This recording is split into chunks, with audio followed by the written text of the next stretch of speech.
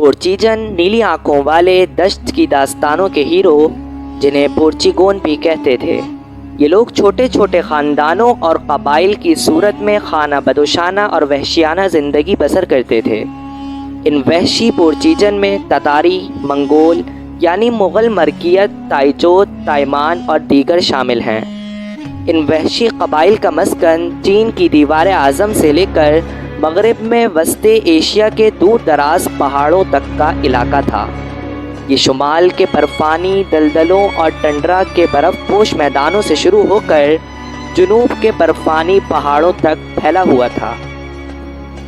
اس علاقے میں کہیں چلچلاتی دھوپ گرمی اور کہیں حد سے تجاوز کر جانے والی سردی۔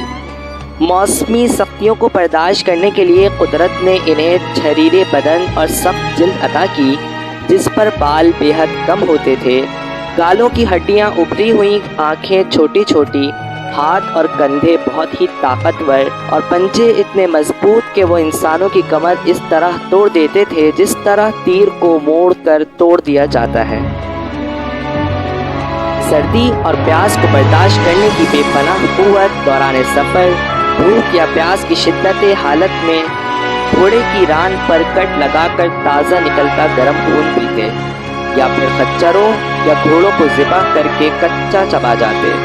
جاڑے کی راتوں میں بڑے بڑے درختوں کا آلاؤ جلا کر قلتیں اتار کر سوتے، انگارے چٹک چٹک کر ان کے بدنوں پر گرتے، مگر انہیں اتنی سی پرواہ نہیں۔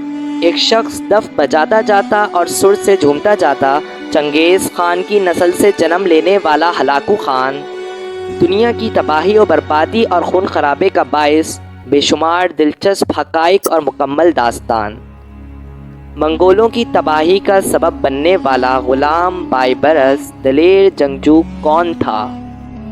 20 درہم میں بکنے والا عیب دار غلام جو ایک آنکھ سے کانا تھا، منگولوں کی تباہی و بربادی کا سبب بنا۔